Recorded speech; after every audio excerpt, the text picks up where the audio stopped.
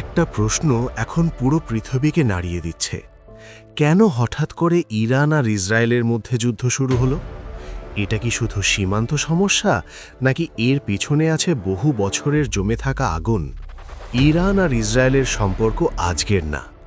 ১৯৭৯ সালে ইরানে ইসলামিক বিপ্লব হওয়ার পর থেকেই পরিস্থিতি বদলে যায়। সেই বিপ্লবের পর নতুন সরকার ইসরায়েলকে স্বীকৃতি দেয় না। তারা বলে ইসরায়েল মুসলিমদের শত্রু। ইসরায়েলও বসেছিল না। তারা মনে করে ইরান পারমাণবিক অস্ত্র বানানোর চেষ্টা করছে, যা ভবিষ্যতে ইসরায়েলের জন্য হুমকি হতে পারে। এভাবেই শুরু হয় ঠান্ডা যুদ্ধ। অনেক বছর তারা সরাসরি যুদ্ধ করেন, কিন্তু সিরিয়া, লেবানন, গাজা এই জায়গাগুলোতে তারা একে অপরের বিরুদ্ধে পরোক্ষভাবে লড়েছে।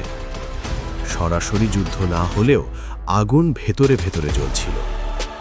সম্প্রতি উত্তেজনা হঠাৎ বেড়ে যায়।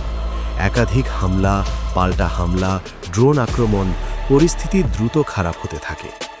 বিশেষ করে বড় সামরিক টার্গেটে হামলার পর দুই দেশই সরাসরি একে অপরকে আঘাত করতে শুরু করে। এখন আর এটা পরোক্ষ যুদ্ধ নয়, এটা সরাসরি সামরিক সংঘর্ষ। ইসরায়েলের বড় মিত্র হল যুক্তরাষ্ট্র। অন্যদিকে ইরানেরও রয়েছে নিজস্ব মিত্র দেশ।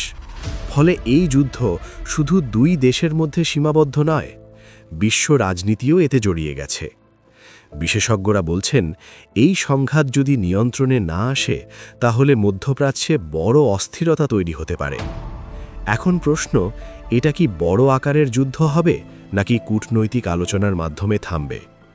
বিশ্ব নেতারা শান্তির আহ্বান জানাচ্ছেন, কিন্তু পরিস্থিতি এখনও উত্তেজনাপূর্ণ।